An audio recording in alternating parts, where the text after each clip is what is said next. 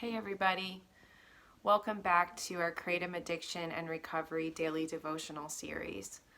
So this week we're in the book of Ecclesiastes in chapter 3, and we're going to be going through verses 1 through 11 this week.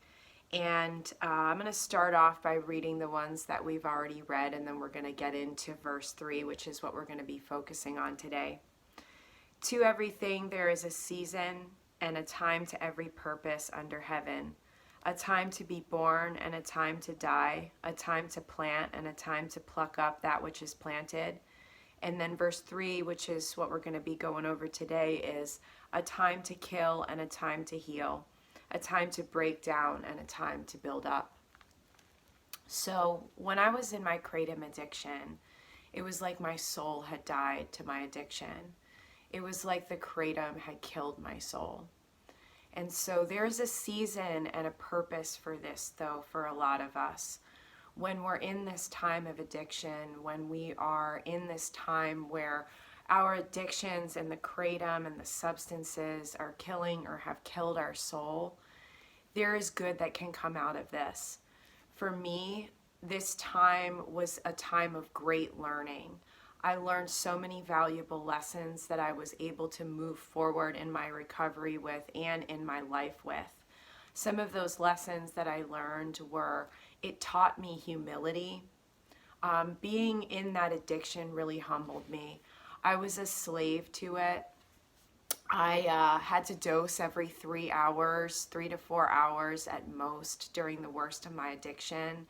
The more that my tolerance raised, the more that I needed it and the higher that my doses got. But the higher that my doses got, the worse that I felt. So I was completely enslaved to it. And this really humbled me. This brought me to a point where I wasn't even really leaving the house, and I was very sick. I developed different health things from losing so much weight on kratom and the malnutrition and then whatever else kratom did to my body during that time. And so this time of sickness and pain really did humble me. I had turned my back on God decades before, and it was in the darkest time of my addiction that I called out to Him. So this was a time that God drew nearer to me and that I drew nearer to God. So that was a really cool thing about this time. This time also taught me about patience, because in my addiction, I was so used to feeling good right away from taking my doses of kratom, especially at first. And so I really hadn't developed any true patience during this time, and then also at different times in my life too. So this time really taught me about that. This time also helped me to be able to withstand the discomfort and the pain that I was going through. Long suffering is one of the fruits of the Spirit, and it is a virtue that when we learn how to withstand and endure suffering and pain and discomfort, it really does make us better, stronger people in the end. So those were some of the good things about this time of, my soul being killed by my addiction. And then the next part of this verse goes into a time to heal. And this is, the silver lining to the dark cloud, that the time of and the season of your addiction is not meant to last forever. And then when it comes to be the season of healing, it's amazing. And a lot of times it lasts a while. I always talk about how our recovery processes are not linear. There isn't a very cut and dry time frame to this. So we have to go through this process and this healing and recalibration and relearning in our sobriety. So it's a beautiful time. It's difficult, but it's so beautiful, because I've said oftentimes that I thought that I had done permanent damage to my mind and body because of my kratom addiction, but I hadn't. And thankfully, everything has been healed physically and mentally that went wrong in my addiction. So I want to encourage you during this time of healing that, things may not be going as quickly as you want them to go. You may hit challenges along the way, but I guarantee you that there will be a full healing. You just have to give it time. And this season is very valuable for us in the sense as, just like with our addiction, we started to learn about patience in our addiction, but then we really are cultivating and learning how to have true patience during our season of healing and our kratom addiction recovery. So that's something that we can really draw from this time. And it says in the Psalms, I love this verse, be still and know that I am God. When we're sick, when we're in our withdrawals and our healing process, a lot of times we're forced to be still. And for so many of us, we have these busy lives, we have responsibilities, we have families, we have jobs, we have school, we have whatever's going on. And it's a lot of times, we're too busy to really sit down and focus on our faith and our time with God and who God really even is. So when we are still, we are taught so many things, because when we're able to quiet out the rest of the world and the hustle and the bustle of our lives is when we can really see God work and God move in our lives. I understand for some of us it's not possible for us to take endless amounts of time off during our quitting and recovery processes, but there will be a time when you're quitting and recovering from kratom where you are forced to be more still. So in this time of healing and the season of healing, there are great opportunities to learn and grow and become better people.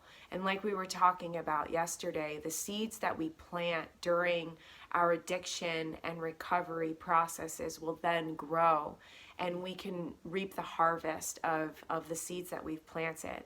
And being still and really searching our souls and searching our hearts and connecting with God in a deeper way are ways that we're planting seeds for the future. So the time of healing is a beautiful one. It's not easy, but it's beautiful. And so then we go on to a time to break down and a time to build up. It goes hand in hand with a time to kill and a time to heal. When we hit points in our addictions, a lot of our lives break down. And there are different things that when our addictions become our main focus, all these other things fall to the wayside. For me, I talked about it in the last video too, doing certain amounts of housework and organizing, even for me, like going to the dentist, going and having my normal checkups at the doctor, like that kind of thing, I really just let fall to the wayside. At the worst of my addiction, my main focus was just when I was going to dose and how I was going to dose and where I was going to dose and when the withdrawals were going to kick in and how I was going to navigate not feeling well from them. And so everything that needed to be done in my life, all of my priorities fell to the wayside during that time.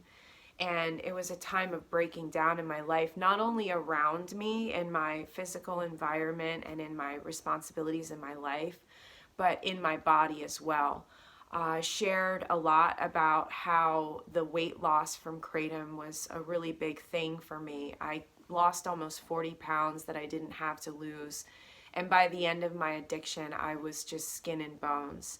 And so my body broke down, my mind broke down. Kratom had a really weird way of making me super paranoid and super resentful towards others and hypercritical of others, where I would just hyper focus on what someone else did rather than being able to see what I did or see the whole picture clearly. And so I hyper focused on this unhealthy stuff. And it was really the breaking down of my mind from the kratom. The higher that my doses went, the more that this happened in my mind and body. So when I hit the worst part of my addiction, my whole mind and body had completely broken down. But as it said in the verse before this, that there is a time to heal. And as with this too, there is a time to build back up. And the healing time and the building back up time can go hand in hand together. Where as we're healing, there are going to be seasons of our healing process where we are meant to be completely still, and we are meant to ride out our withdrawals and go through the pain and go through the sleepless nights and go through the anxiety and the depression. There are times that we're meant to do that, and I always say, be careful about what you take on during this time. Keep everything very manageable, because this is a time where we are just to focus on God, focus on getting through our healing. But then there's a time to build back up. I'll be at 3 years kratom free by the grace of God, February 18th. So that's in about a month and a half. And especially this past year has been so amazing in how my life has been rebuilt. It was a season of building back up for me, and I'm still in that place now. And it's just been incredible. After I got through the first year and a half, 2 years, started to take on more challenges, started to really take care of the things that I had let go during my addiction. And it's been incredible what's happened. All the seeds that I had planted earlier on in my recovery and even in my addiction grew, and I've been able to slowly reap the sweet harvests that have been coming to me from the seeds that I planted before. So I'm so thankful. So there's going to come a time of building back up in your recovery. It may not be, in the same amount of time as mine. It may be in 6 months for you. It may be in 2 months for you. It may take longer. It may take a couple, to 3 years to get to that point. But there is a season for building back up. And the longer that you go in your recovery, the stronger that you're going to become. So the more that you're going to be able to do. So if you're in the season right now of your addiction and your soul's been killed by your kratom addiction, know that there is a season of healing and there is a season of building back up to come. So I encourage you to share where you're at in the comment section.